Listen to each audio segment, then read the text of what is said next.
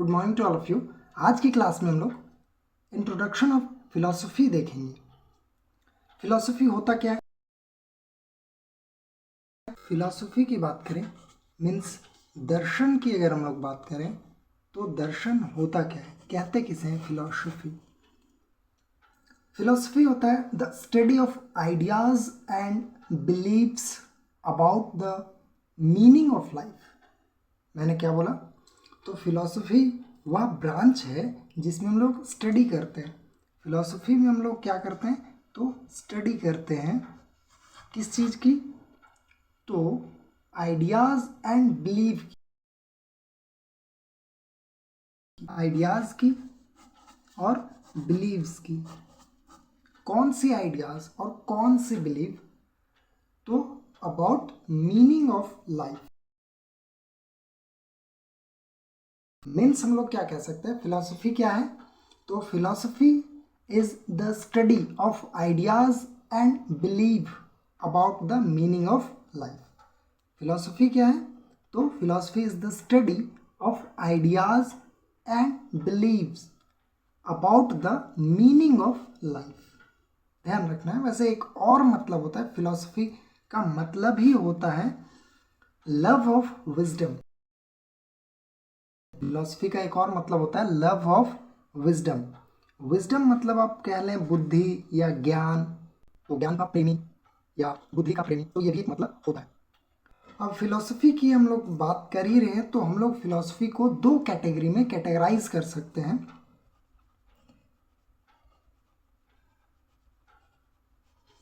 एक तो हो जाएगा इंडियन फिलॉसफी, और एक जो होगा हो जाएगा वेस्टर्न फिलॉसफी। इंडियन फिलॉसफी और वेस्टर्न फिलॉसफी। तो आज हम लोग जो देखेंगे अभी वो हम लोग इंट्रोडक्शन सिर्फ देखेंगे, और वो भी इंडियन फिलॉसफी की। इंडियन फिलॉसफी की हम लोग सबसे पहले बात करें तो एकदम स्टार्टिंग से हम लोग बात करते हैं कि एक्चुअली में फिलॉसफी की स्टार्ट कहाँ से हुई, शुरुआत कहाँ से हुई फिलॉसफी की, दर्शन की शुरुआत कहाँ पे हुई। तो हम लोग एकदम से स्टार्ट करेंगे स्टार्टिंग से।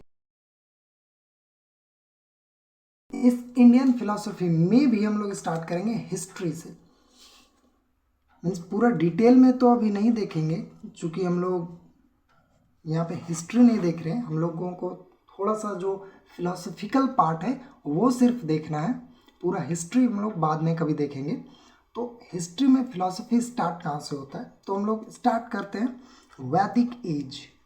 जो वैदिक एज है या वैदिक काल भी जिसे कहते हैं, वैदिक काल।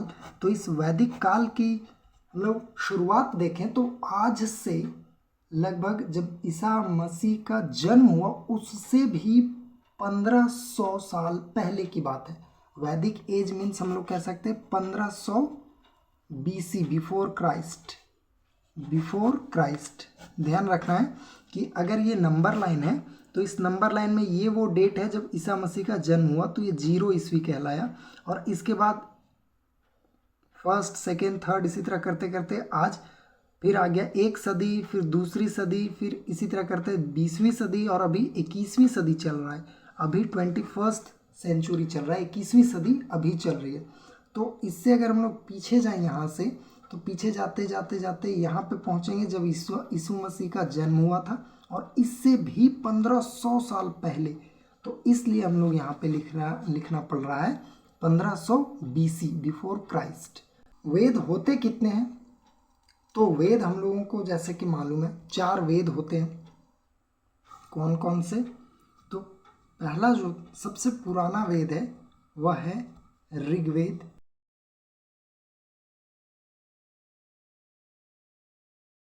तो इन 4 वेद में ये जो ऋग्वेद है इसी को हम लोग कह देते हैं ऋग्वैदिक काल, और बाकी 3 को हम लोग कह देते हैं उत्तर वैदिक काल। मीन्स इसका जब निर्माण हुआ था, वैदिक एज को हम लोग 2 कैटेगरी में बांट देते हैं। एक ऋग्वैदिक काल जिसका कालखंड है 1500 BC से 1000 BC तक। 1500 BC से 1000 BC तक मीन्स 1500 BC से 1000 BC तक का जो पीरियड था उसे ही हम लोग कह देते हैं ऋग्वैदिक काल। वैदिक काल की ही बात करी जा रही है, लेकिन उसमें भी ऋग वैदिक काल की बात कर रहे हैं। और बाकी हम लोग उत्तर वैदिक काल की बात करें तो उत्तर वैदिक काल में बाकी 3 वेदों सामवेद, यजुर्वेद और अथर्ववेद, सामवेद, यजुर्वेद और अथर्ववेद, इन 3 वेदों का निर्माण हुआ। और इसका टाइम पीरियड है 1000 BC से 600 BC। तो अब तक हम लोगों ने क्या देखा? अब तक हम लोगों ने देखा फिलोसफी क्या होता है। तो फिलोसफी या दर्शन कह लें, फिलोसफी होता है study of ideas and beliefs about the meaning of life. Life का क्या मीनिंग है, उसके बारे में क्या आइडिया, क्या विश्वास है, उसी की स्टडी को हम लोग फिलोसफी कहते हैं। इसका लिटरल मीनिंग पे जाए तो लिटरली इसका मतलब होता है लव ऑफ विजडम, मींस ज्ञान की प्रेम, या ज्ञान या बुद्धि कह लें उसका प्रेम। फिलोसफी को हम लोग यहाँ पे 2 कैटेगरी में बांट सकते हैं। एक को हम लोग कह देते हैं इंडियन फिलोसफी, एक को हम लोग कह देते हैं वेस्टर्न फिलोसफी। तो अभी हम लोगों ने स्टार्ट किया है इंडियन फिलोसफी। हम लोग वेस्टर्न फिलोसफी भी देखेंगे, अभी हम लोग स्टार्ट किया है हम लोगों ने इंडियन फिलोसफी। और इसमें हम लोगों ने देखा कि एकदम आदिकाल से, हिस्ट्री से हम लोग स्टार्ट किया। सबसे पहले वैदिक एज या वैदिक काल में हम लोग कहाँ पे फिलोसफी देखने को मिलती है वो हम लोगों ने देखा। वैदिक एज को भी हम लोगों ने 2 पार्ट में डिवाइड किया। एक को हम लोगों ने कह दिया ऋग वैदिक काल और एक को हम लोगों ने कह दिया उत्तर वैदिक काल। तो ऋग वेद में जो कि पूरा मंत्र ही भरे पड़े हैं और बाकी सब वेद में भी मंत्र हैं और कुछ कुछ चीजें हैं। वेद अभी हम लोगों ने देखा 4 वेद होते हैं और इन 4 वेद में सबसे पुराना वेद जो है वह है ऋग्वेद। नेक्स्ट हम लोग वेद के पार्ट देखते हैं। तो इसके 4 पार्ट होते हैं। कौन कौन? तो एक को हम लोग कह देते हैं संहिता, एक को हम लोग कह देते हैं ब्राह्मण, एक को हम लोग कह देते हैं अरण्यक, और जो वेदों का ही अंतिम रूप है उसे हम लोग कह देते हैं उपनिषद। मीन्स वेदों के ही 4 प्रकार हैं, 4 कैटेगरी में उनको बांटा गया है। जिसमें पहला कैटेगरी जिसमें मंत्र हैं, जितने भी कर्मकांड होते थे, पूजा पाठ होता था, उन सभी का मंत्र का जिसमें जिक्र किया गया है उसी को हम लोग क्या कह देते हैं? संहिता। और इस मंत्र का उच्चारण करके जो पूजा पाठ करवाते थे, मीन्स जो विधि विधान करवाते थे, उन्हीं को ब्राह्मण कहा जाने लगा बाद में। मीन्स जो विधि विधान करवाते थे उन्हें ही। फिर आप देखेंगे अरण्यक। अरण्यक का मतलब क्या होता है? तो जंगल होता है, वन होता है, फॉरेस्ट होता है। अरण्य का मतलब होता है वन। तो वनों में बहुत से आप ऋषि मुनियों को देखे होंगे जो तपस्या करते रहते थे। तो वहाँ से एक वर्ड आया अरण्यक, और एक और वर्ड है उपनिषद। उपनिषदों का अर्थ है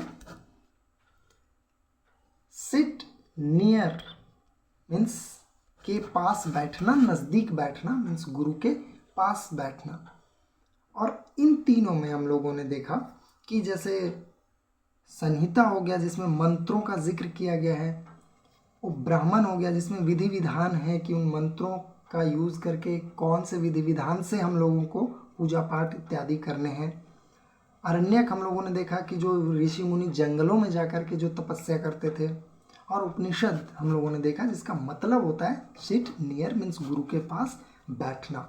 और इनकी संख्या है 108, 108 है, जिसमें से 10-12 ही इम्पॉर्टेंट है। जैसे आपने कठोपनिषद में सुना होगा सत्यमेव जयते, तो इसी तरह का बहुत सारे उपनिषद हैं, 8-10, वो इम्पॉर्टेंट हैं। और यही वो पार्ट है उपनिषद ही जिनको हम लोग अल्टीमेटली वेदांत भी कह सकते हैं, क्योंकि वेद का ये अंतिम पार्ट है। तो इसे ही हम लोग वेदांत भी कह देते हैं। इसे ही हम लोग क्या नाम से जानते हैं? तो वेदांत के नाम से भी जानते हैं। ध्यान रखना है वेदों के अंतिम भाग है ये, तो इसलिए इसे वेदांत के नाम से भी जानते हैं।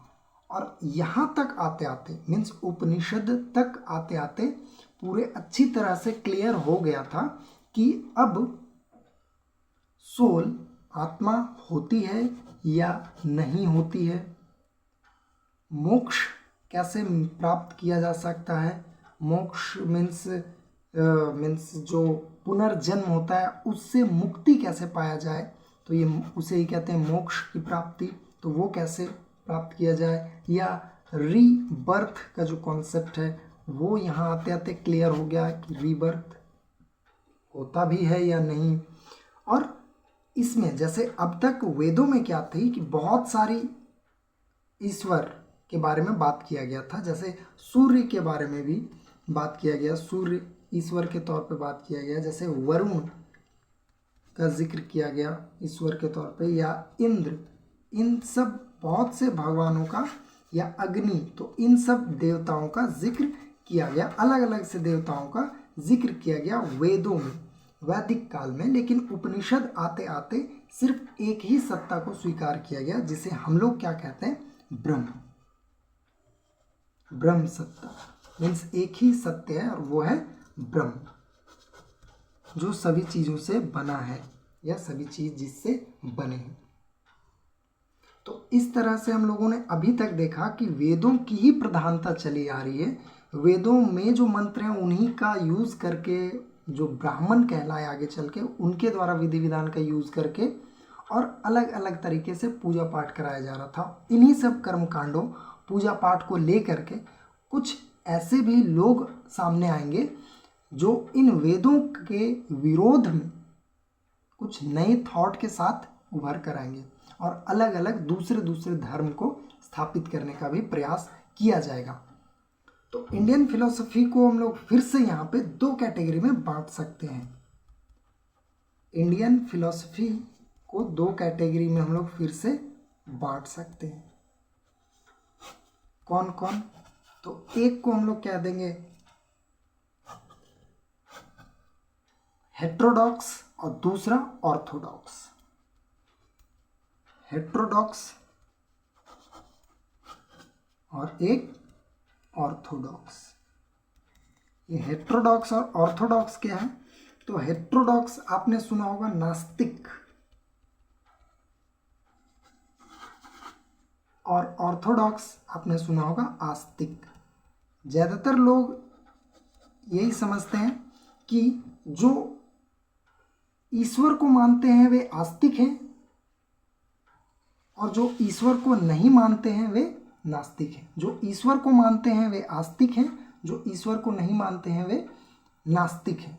ऐसी बात नहीं है, यहाँ पे सीधा सीधी बात कही जा रही है कि आस्तिक और नास्तिक किसे कहेंगे? तो जो वेदों की प्रधानता या सर्वोच्चता को मानते हैं उन्हें हम लोग आस्तिक कह देते हैं। मीन्स सुप्रीमेसी ऑफ वेद, या वेदों की सर्वोच्चता, वेदों की सर्वोच्चता जो मानते हैं,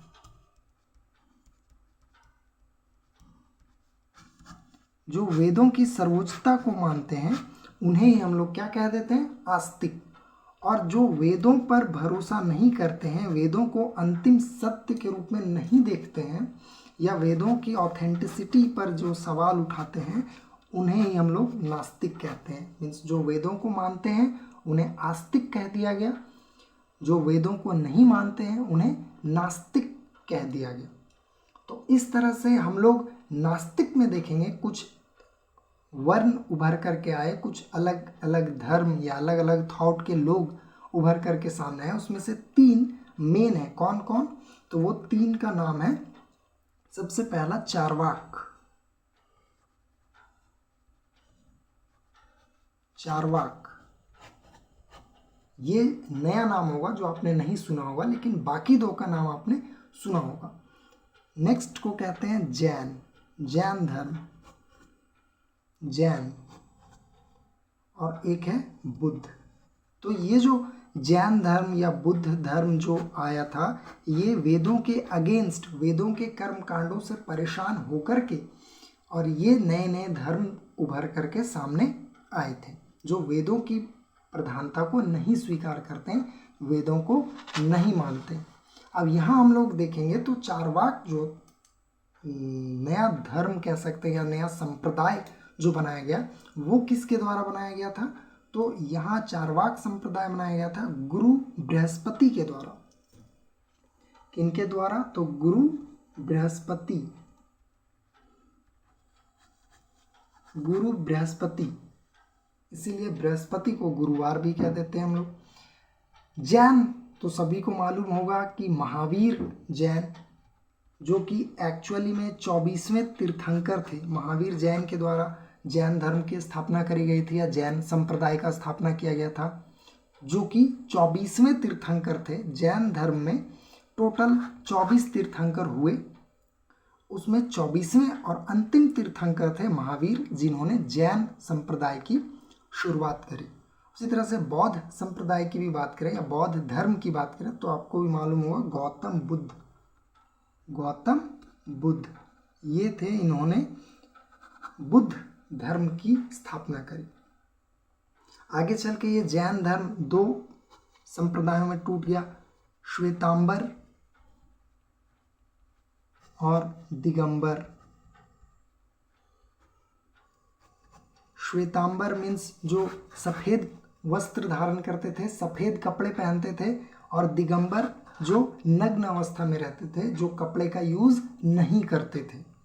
बौद्ध धर्म में भी बाद में चल करके कनिष्क के टाइम में जब चौथी संगीति हुई जम्मू एंड कश्मीर के कुंडल वन में, तो वहाँ बौद्ध धर्म भी दो टुकड़ों में बट गया, और एक को हम लोगों ने कहा हीनयान और दूसरा जो था वो था महायान। तो ये दो शाखा बौद्ध धर्म में था, हीनयान महायान, और दो शाखा जैन धर्म में भी, श्वेतांबर और दिगंबर। अब ये जो फेज था इंडियन फिलॉसफी का, यहाँ ये जो फेज था इसमें वेदों की प्रधानता को समाप्त करने का प्रयास किया गया, खत्म करने का प्रयास किया गया, और फिर से आगे चल करके कुछ ऐसे संप्रदाय हुए जिन्होंने फिर से वेदों की सर्वोच्चता को बहाल करने का प्रयास किया। तो उनमें कौन कौन से नए संप्रदाय उभर करके सामने आए जो आस्तिक के अंतर्गत हम लोग देखेंगे। तो उसमें सबसे पहला नाम जो आता है, उसमें दो दो के पेयर में आते हैं नाम जनरली। तो एक आता है सांख्य दर्शन,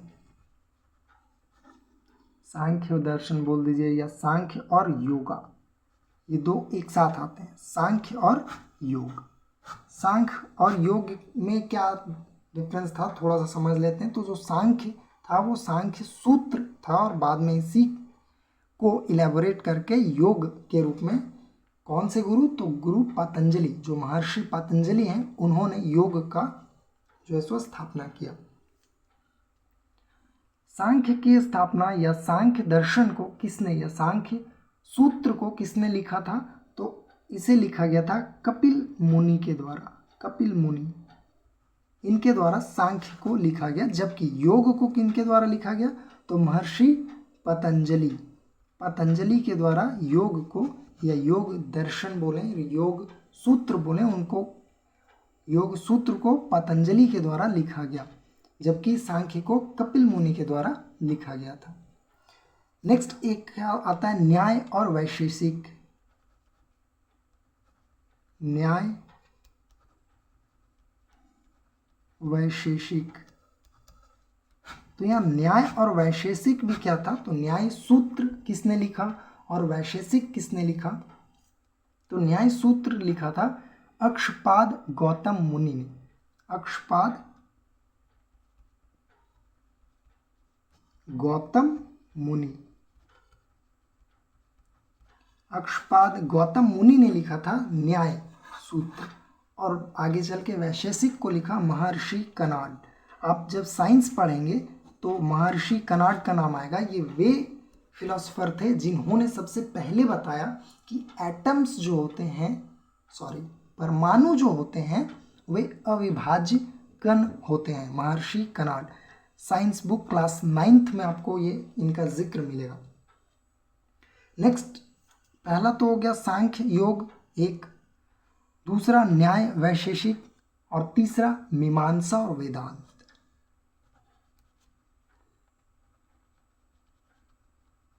मीमांसा वेदांत, मीमांसा वेदांत। मीमांसा की रचना किसने की, तो ऋषि जैमिनी ने की थी। ऋषि जैमिनी ने मीमांसा की रचना की, जबकि वेदांत की रचना किसने की, तो आचार्य बादरायण ने किया। आचार्य बादरायण। बहुत से इतिहासकार ये भी मानते हैं कि यही बादरायण थे जो वेद व्यास थे, और इन्होंने फिर से वेदों का संकलन किया, फिर से वेदों को इकट्ठा किया। तो इस तरह से हम लोगों ने क्या देखा, अब तक हम लोगों ने देखा कि वेद जो होते हैं वो अपने आप में चार हैं, ऋग्वेद, यजुर्वेद, सामवेद, अथर्ववेद। लेकिन वेदों को हम लोग चार पार्ट में डिवाइड कर सकते हैं, जिसका पहला पार्ट जो है वो संहिता कहलाता है। जो जितने भी मंत्र का जो जिक्र किया जाता है वो संहिता के अंतर्गत आते हैं। वेदों में जितने भी मंत्र हैं दूसरा पार्ट को हम लोग ब्राह्मण के नाम से जानते हैं, जिस जो एक्चुअली में जो विधि विधान करवाने वाले लोग थे उनको बाद में फिर ब्राह्मण के नाम से जाना गया। और एक आपने सुना होगा 4 वर्ण होते हैं, ब्राह्मण क्षत्रिय वैश्य शूद्र, तो बाद में एक वर्ण भी बन गया ब्राह्मण। फिर अरण्य, अरण्य क्या होता है, तो अरण्य मतलब होता है जंगल, वन। साथ ही लास्ट जो फेज है वेदों का जो अंतिम पार्ट है, वेद का अंतिम पार्ट, उसी को हम लोग वेदांत बोलते हैं या उपनिषद बोल देते हैं, वेदांत बोलते हैं या उपनिषद बोल देते हैं। और इनकी संख्या कितनी है, तो 108 है, जिसमें 8-10 ही इंपॉर्टेंट है। और यही उपनिषद है जो एक्चुअली में फिलोसफिकल फेज में है, मींस फिलोसफी की हम लोग बात करें तो इसी को हम लोग मेनली देखते हैं। इसमें हम आते आते हम लोग देखते हैं आत्मा है या नहीं, ये क्लियर हो गया। मोक्ष कैसे प्राप्त होगी, मोक्ष मींस जैसे डेथ हो जाता है तो फिर हम लोग किसी दूसरे जानवर के रूप में जन्म लेते हैं, बार बार जो जन्म लेते रहते हैं, तो इन बार बार जन्म लेने की जो प्रक्रिया है इससे कैसे मुक्ति मिले, तो उसी को हम लोग कहते हैं मोक्ष की प्राप्ति। तो मोक्ष क्या होता है, तो पुनर्जन्म से मुक्ति कह सकते हैं। साथ ही पुनर्जन्म, इसकी भी व्याख्या उपनिषदों में देखने को मिलती है। और इसमें वेदों में बहुत सारे देवताओं का जिक्र किया गया है, लेकिन उपनिषद आते आते आपको सिर्फ एक देवता ब्रह्म, जो कि सभी चीज ब्रह्म से बने, ये आपको देखने को मिलेगी। इंडियन फिलोसफी की हम लोग फिर बात करें तो उनको फिर से 2 कैटेगरी में हम लोग डिवाइड कर सकते हैं। जब वेदों की प्रधानता बहुत बढ़ गई थी समाज में, कर्मकांड बहुत बढ़ गए थे, तब हम लोग देखते हैं इंडियन फिलोसफी को फिर से 2 पार्ट में हम लोग बांटते हैं। और एक को हम लोग कहते हैं हेटेरोडॉक्स और एक को कहते हैं ऑर्थोडॉक्स। हेटेरोडॉक्स मींस नास्तिक, ऑर्थोडॉक्स मींस आस्तिक। तो जो वेदों की प्रधानता को नहीं मानते हैं, जो वेदों को ऑथेंटिक सोर्स के रूप में नहीं मानते हैं, उनसे हम लोग कह देते हैं नास्तिक। और जो वेदों की सर्वोच्चता, सुप्रीमेसी ऑफ वेदास, या वेदों की प्रधानता या वेदों को ऑथेंटिक सोर्स के रूप में मानते हैं, उन्हें हम लोग कह देते हैं आस्तिक। तो नास्तिक में हम लोग 3 संप्रदाय को मेनली देखेंगे, चार्वाक, जैन और बुद्ध। ये जो चार्वाक थे इसकी स्थापना करी गई थी गुरु बृहस्पति के द्वारा, जबकि जैन की स्थापना करी गई थी, जैन संप्रदाय या जैन धर्म की स्थापना करी गई थी महावीर के द्वारा, जो कि 24वें तीर्थंकर थे। और बुद्ध धर्म की स्थापना करी गई थी गौतम बुद्ध के द्वारा। आगे चलकर बुद्ध धर्म हीनयान और महायान कनिष्क के टाइम में, पहली सदी में कनिष्क के टाइम में हीनयान और महायान में टूट गया, जबकि जैन धर्म जो है वो श्वेतांबर और दिगंबर में टूट गया। जबकि वेदों की सर्वोच्चता को फिर से बहाल करने के लिए 6 संप्रदाय उभर के सामने आए, जिसमें एक है सांख्य योग। एक साथ हम लोग जोड़े में या पेयर में लेके चलते हैं। सांख्य योग, सांख्य सूत्र की स्थापना करी थी कपिल मुनि ने, और योग का पतंजलि ने, महर्षि पतंजलि। उसी तरह से न्याय वैशेषिक, न्याय का पक्षपात गौतम मुनि ने। एक है गौतम बुद्ध, और यहाँ पे जिक्र हो रहा है गौतम मुनि। तो गौतम मुनि अलग है, गौतम बुद्ध अलग है। तो ये गौतम मुनि जो है, अक्षपाद गौतम मुनि, इन्होंने न्याय की स्थापना करी और न्याय सूत्र लिखा। और उसी तरह से वैशेषिक सूत्र लिखा कनाड में, महर्षि कनाड में। महर्षि कनाड वही थे जिन्होंने सबसे पहले बताया कि परमाणु जो होते हैं अविभाज्य कण हैं, हम लोग किसी भी सब्सटेंस को, कोई पदार्थ को तोड़ते जाएं तो लास्ट में ऐसा पदार्थ मिलेगा जो डिवाइड नहीं हो सकता, उसी चीज को इन्होंने कह दिया था परमाणु। कनाड ने ही पहले बताया परमाणु किसे कहते हैं। और एक लास्ट है मीमांसा और वेदांत। मीमांसा की रचना या मीमांसा सूत्र की रचना ऋषि जैमिनी ने किया है, जबकि वेदांत की रचना आचार्य बादरायण ने की है। तो इस तरह से इंडियन फिलोसफी का हम लोग एक छोटा सा ओवरव्यू लिए, लोग नेक्स्ट क्लास में देखेंगे इसके आगे का। Thank you.